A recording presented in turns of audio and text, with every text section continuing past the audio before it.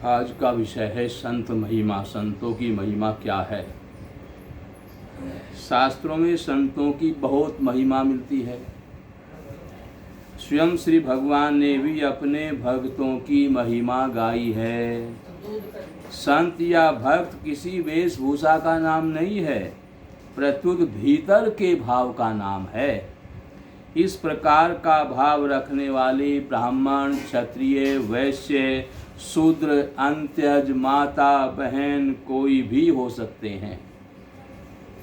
संत कहते ही हमारी दृष्टि साधु आश्रम पर जाती है, क्योंकि साधु आश्रम में बड़े बड़े तत्वज्ञ संत महापुरुष एवं ज्ञानी हुए हैं, भगवत प्रेमी हुए हैं, परंतु गृहस्थों में भी कम नहीं हुए हैं। बहनों में भी मीराबाई आदि बहुत बड़ी बड़ी संत हुई हैं, जिनके स्मरण मात्र से अंतःकरण शुद्ध होता है। गृहस्थों में भी बड़े बड़े और विचित्र भक्त हुए हैं। इतना ही नहीं, साधारण से साधारण, पापी से पापी, दुराचारी से दुराचारी तथा मूर्ख से मूर्ख व्यक्ति भी उस तत्व को जानकर संत महात्मा बन सकता है।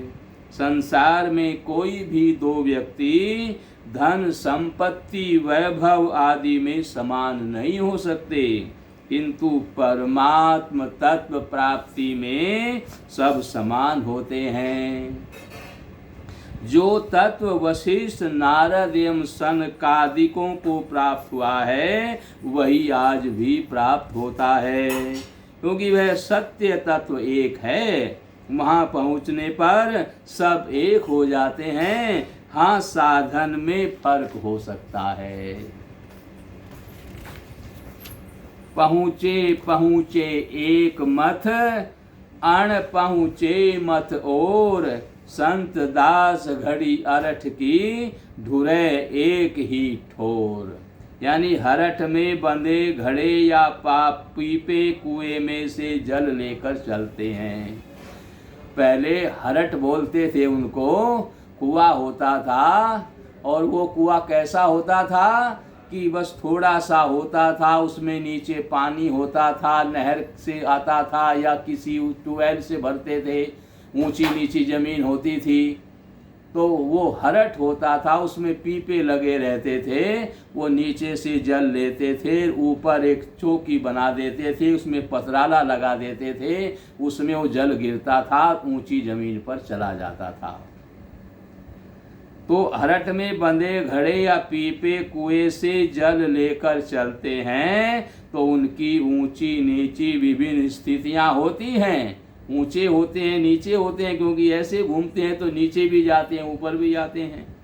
इसी प्रकार जितने भी साधन भेद होते हैं, वे सब अनपहुँचे व्यक्तियों के होते हैं। पहुँचे हुए महात्मा की वास्तविक स्थिति में कोई फर्क नहीं होता है। साधनाओं की भिन्नता के कारण मांगों की भिन्नता भी रहती है, किंतु लक्ष्य तक पहुँचने पर सब एक ही तत्व को प्राप्त हो जाते हैं। गीता में निष्ठाएं बताई हैं, ज्ञान योग और कर्म योग। ज्ञान योगेन सांख्यानाम, कर्म योगेन योगिनाम। श्रीमद् भागवत में मनुष्य के कल्याण के लिए बताया है, योग शास्त्रयो मया प्रोक्ता नरणाम श्रेयो विधिस्तया। ज्ञान योग, भक्ति योग और कर्म योग, ये तीन योग बताए गए हैं। ऐसे ही द्वैत, अद्वैत और विशिष्टाद्वैत, शुद्धाद्वैत, अद्वैताद्वैत, अचिंत्य भेदा भेदानी आदि अनेकों अवान्तर मार्ग शास्त्रों में बतलाए गए हैं। अनेकों मार्ग बतलाए गए हैं।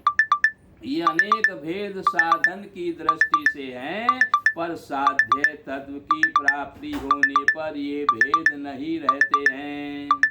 जो साध्य तत्व तक पहुँच जाएं और मार्गों की दृष्टि से भी ठीक ठीक विवेचन कर दें, ऐसे संत बहुत ही कम मिलते हैं। और अब है या नहीं यह तो पता नहीं, भगवान ही जाने। खोज करने और ढूंढने पर भी ऐसे महात्मा बहुत कम मिलते हैं। जो वास्तव में पहुँचे हुए संत हैं और किसी संप्रदाय अथवा मत का कोई आग्रह भी नहीं रखते हैं, सब कुछ जाने हुए, समझे हुए, सुलझे हुए संत बहुत ही कम देखने में आते हैं। हम इतिहास, भागवत आदि ग्रंथों को देखते हैं तो उनमें संतों, राज ऋषियों, बड़े बड़े त्यागियों, तपस्वियों तथा प्रेमियों का वर्णन मिलता है। फिर आजकल की तो बात ही क्या है, लोग भजन ध्यान आदि को फालतू समझने लगे हैं। जो वास्तव में मनुष्य जीवन की सफलता है, उस तत्व प्राप्ति को समझते नहीं। इतना ही नहीं, समझना चाहते भी नहीं, इसकी उपेक्षा कर देते हैं। पशुओं की भांति ही अपना समय व्यर्थ गंवा रहे हैं। कामोपभोग परमा एतावदिति निश्चितता नान्यदस्तीति वादिने। काम और भोग के सिवाय कुछ है ही नहीं। खाना, कमाना और भोगना, बस इतना ही सब कुछ है। उनके मत में और कुछ है ही नहीं। वे तो पशुओं से भी नीचे हैं। उनको पशुओं के समकक्ष रखा जाए तो पशु नाराज हो सकते हैं। उनको पशुओं के समान भी नहीं रख सकते। पशु समझेंगे कि हमारी बेइज्जती क्यों करते हैं। हम तो अपने कर्मों का फल भोग कर मनुष्य जन्म की ओर जा रहे हैं, परंतु पाप करने वाले मनुष्य तो नरकों एवं नीच योनियों की ओर जा रहे हैं। यह इतना बड़ा अंतर है। इसलिए कहा गया है, बरु भल बास नरक करताता, दुष्ट संग जनि देहि विधाता। नरकों का वास अच्छा है, पर विधाता दुष्टों का संग ना दे।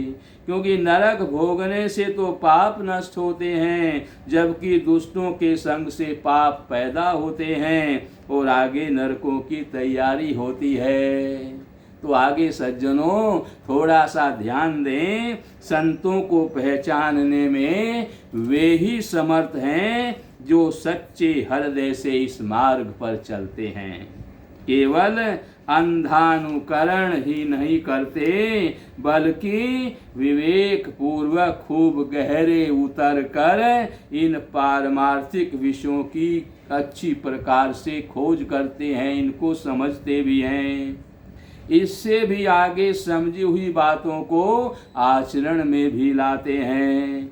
वे संतों को कुछ कुछ समझ पाते हैं। वे भी इतना ही समझ पाते हैं कि ये संत हमसे श्रेष्ठ हैं, परंतु ये कहाँ तक जा चुके हैं, कहाँ तक पहुँच चुके हैं, यह समझने की शक्ति किसी में भी नहीं है। इस बात को या तो वे स्वयं समझते हैं या उनसे भी बढ़कर समझते हैं उनके भगवान। जैसे सूर्य प्रकाशित होता है तो दिन निकल आता है, ऐसे संतों का संग करने से हृदय में प्रकाश होता है।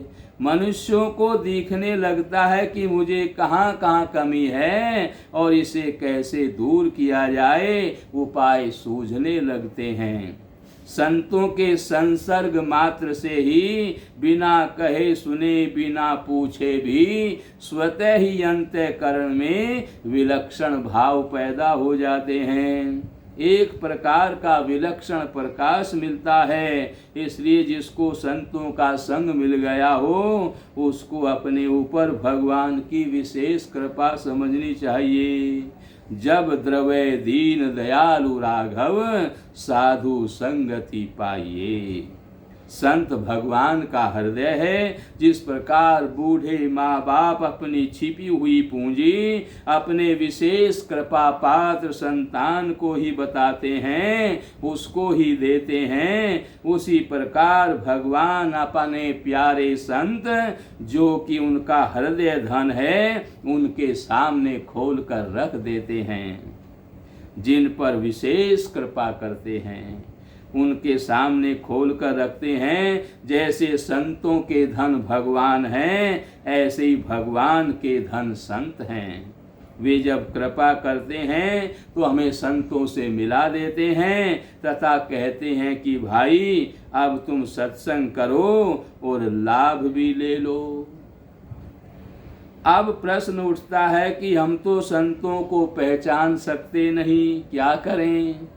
तो आप भगवान से सच्चे हृदय से प्रार्थना करें कि हे नाथ, हमें आपके जो प्यारे भक्त हैं, संत पुरुष हैं, उनके दर्शन कराइए। ऐसे आप भगवान से कहें, अथवा आपके हृदय में उत्कंठा हो जाए तो आपको कोई न कोई संत अवश्य ही मिल जाएंगे।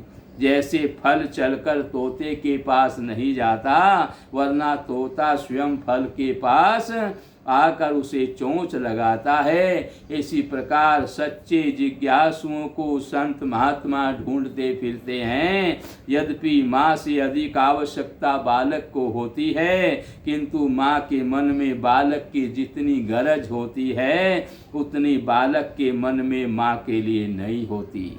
जब दूध की आवश्यकता होती है तभी वह माँ को याद करता है, किंतु माँ सब समय उसको याद करती है। बच्चे को भूख लगने पर माँ के स्तनों में दूध टपकने लगता है। वे जिस सच्चे जिज्ञासु के प्रति संतों का ज्ञान अमृत टपकने लगता है।